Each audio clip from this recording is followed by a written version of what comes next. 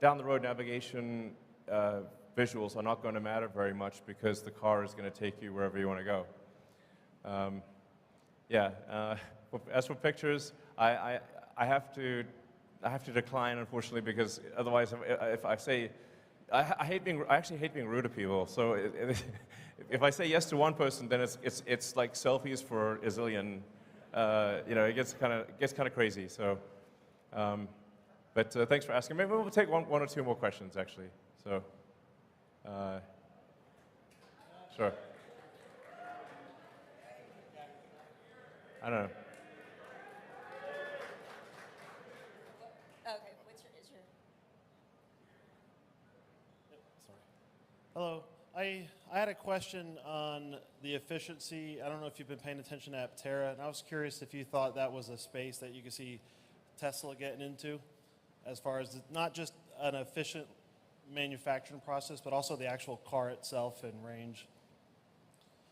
Or just buy. I'm not super familiar with them, but we have a lot of we have a lot of products to get done. It's not like it's never a shortage of ideas. Ideas, frankly, I find ideas to be somewhat trivial, but the execution of the idea is extremely difficult. And as I said, like, prototypes are easy, production is hard. Production and cash flow positive is excruciating pain that like at a level you cannot believe. So it's not product ideas; they're irrelevant. That's what I think of them. It's sort of like the idea of going to the moon. That's not that's irrelevant. Getting to the moon is the hard part. So, okay. So maybe one last question. Yeah. Elon, John Lopez from Orlando here. I've got two things for you real quick. The first one is, with rideshare being a growing thing, especially with Tesla owners, are we going to get a guest mode option available for that? The second thing is as an X-Plaid owner, I would really love to get track mode. As a what, sorry? X-Plaid. Well, Plaid has track mode. The Model X Plaid does not, though. Oh, Model X. Yeah, we can probably add that, sure. Yeah, no problem. So, rideshare is a bunch of these things will really not be relevant in a self-driving world. You can summon the car and take you somewhere, and if you want to add someone to that ride, you can if you want to. But overwhelmingly, it is about achieving self-driving, full self-driving. And I think we're really getting to the final stages of full self-driving where, I drove for several days around Austin, just dropping pins in random locations, and had 0 safety interventions. So it's really, and even in the city of San Francisco, which is very complex, I haven't had a safety intervention in a long time. So I think it's getting to the point where, admittedly, I have been optimistic about this in the past, but I think this time.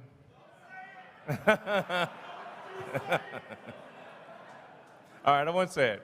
All right, fair enough. All right.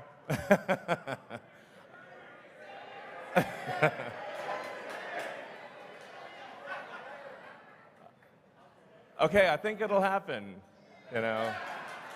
So,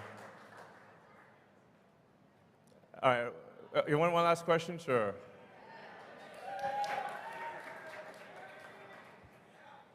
So first, congratulations on your decision to try advertising. We all want Tesla to pass Apple in market cap. I didn't realize people wanted it that much. Okay. It's good that a lot of people agree. So earlier this year, you cut prices on everything, 15, 20%.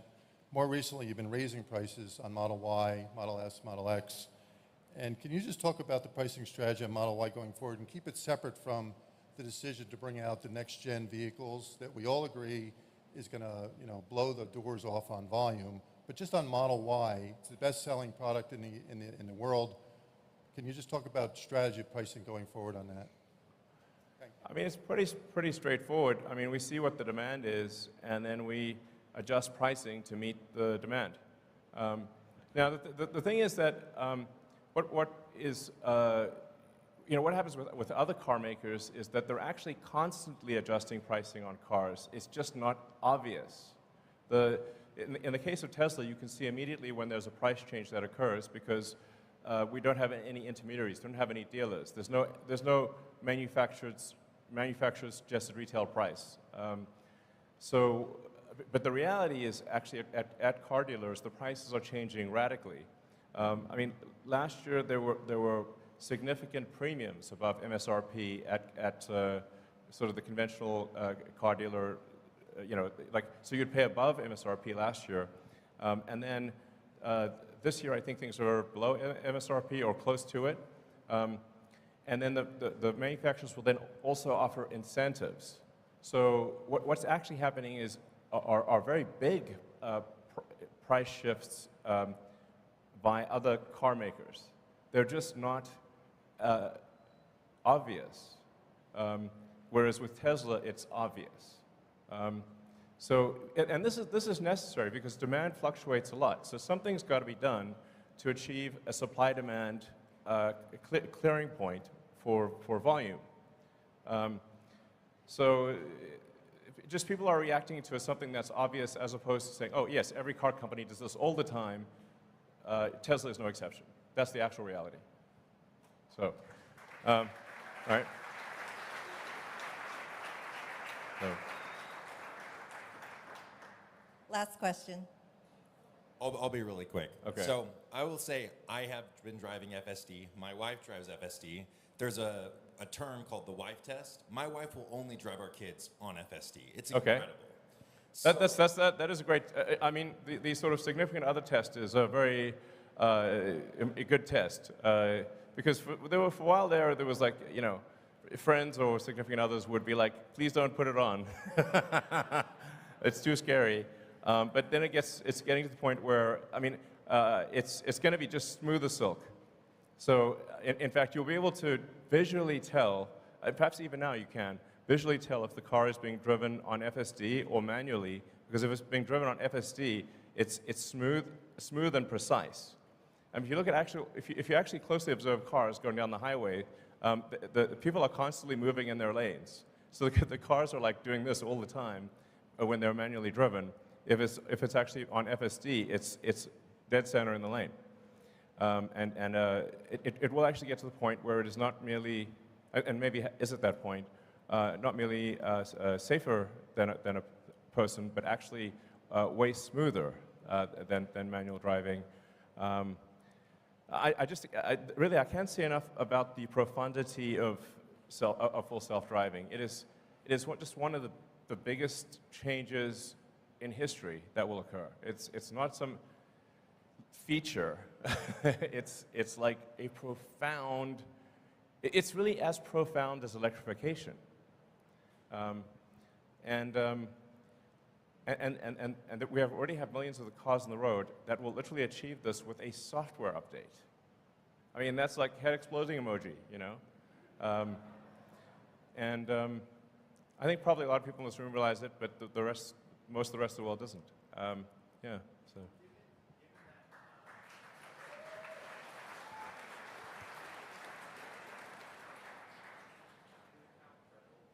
Given how incredible FSD is and how much merit you're giving to potential future margins of the car, as well as how much impact on society, and given that they didn't even want you to say if it's going to happen this year, just not to jinx it. Sure. Would it be possible to have just for some type of public-facing, investor-facing kind of timeline, so that way you mentioned V12 is coming, and that's AI front end. Could we just see kind of a timeline on this is the version we're at? These are the things we're working on, and this is when we're, ETA. So we can kind of see that in real time instead of maybe Elon time. No, so the thing that's been, really difficult with full self-driving is that it very often seems like it's about to happen until you realize that you're actually at a local maximum, and that you need to re-architect elements of the software to get out of the local maximum to then a higher local maximum. So it's been this sort of series of logarithmic curves. And that's why it's been like it seemed like, oh, if you just extrapolate this on a straight line, it gets to self-driving, except that it's not a straight line, it's a logarithmic curve, and it sort of, and you start hitting these like local maximums where you'll sort of asymptote to a certain capability and then have to re-architect things. So now I think we're finally at a high enough local maximum, or will be this year, where to the point where it is, I think, probably safer than a person, meaning the probability of injury on average will be better than a person, even if someone pays no attention to the car. It is worth saying that right now, for human-supervised Tesla full self-driving, it is dramatically safer than manual driving. It's like, I think like 4 times safer, maybe more. So it is already a massive safety improvement to have human-supervised FSD right now. And I think we will get to the point where we're always going to be in some amount of local maximum, but I think that we'll be in a local maximum that exceeds human level safety this year. Yeah, but I guess we'll see. So anyway, I want to thank you all for coming, and so.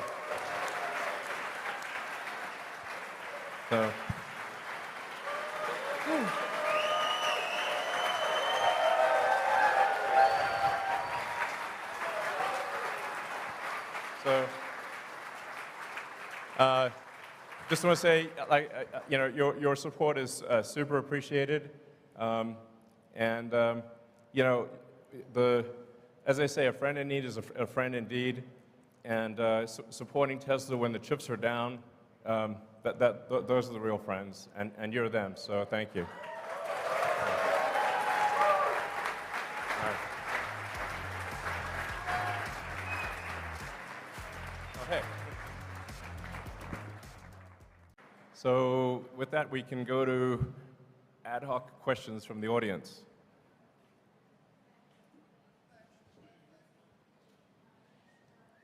Okay, definitely the person in the Optimus outfit with the red cowboy hat.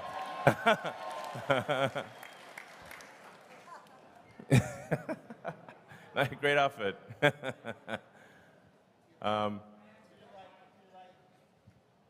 Sure.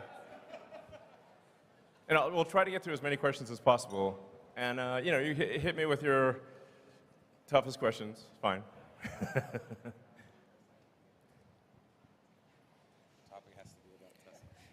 Okay, it is.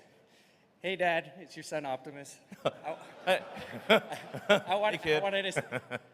Do you see it more likely that you guys will have an RV first or a cyber camper?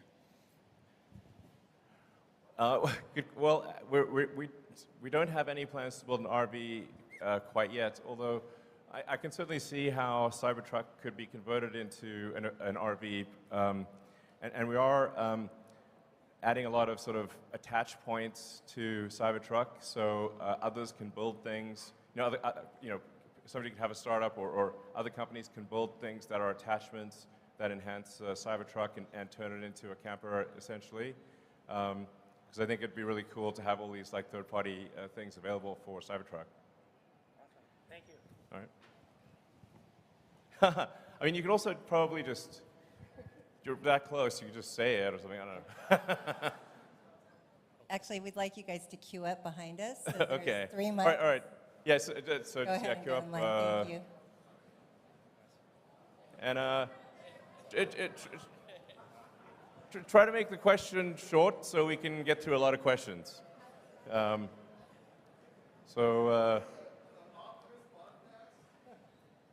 Maybe. Oh, you mean just like a Tesla team doing a podcast about Optimus? Oh yeah, sure. Yeah, you know, I wonder if maybe we could have sort of like an addendum after the earnings call, which is like a, you know, 30 minutes podcast on Optimus or something, like for those who are interested. Okay, I think we'll do that. So, all right. Hey, Elon, thanks for doing this today. It's an awesome event. Thank you. Welcome. Thanks for coming. Hope you guys are having a good time. Yeah, having a great time. I'm pretty confident we have the funnest shareholders meeting by a long shot. Undoubtedly, yeah. It's amazing. So, So I'm really excited about a lot of things with Tesla. It's hard to pick a good question that is going to cover everything. But with the energy side of the business, I think it's hugely underrated. I mean, we got tons of problems in California with rolling blackouts. Sure. How do you think you can incentivize people, more for solar, battery backup, and we've got the referral program that's been beefed up as well. So, what are your thoughts there? How we can get people on board? yeah, actually, one of the challenges in California and a few other places is that in order to have the Powerwall be like an uninterruptible power supply for the house, we have to actually have a switch that disconnects you from the utility. Otherwise, you just, send energy into the grid, and it doesn't do anything. That's actually been quite difficult with utilities. But I'd like to thank PG&E for recently helping us get approval for installing the backup switch for Powerwall in California, so that people can have uninterrupted power in California. And we're working on that in every jurisdiction. So I'm confident that that's going to be a great long-term situation. And then, as I mentioned, Megapack is growing very, very rapidly. Yeah, so things are, things are really growing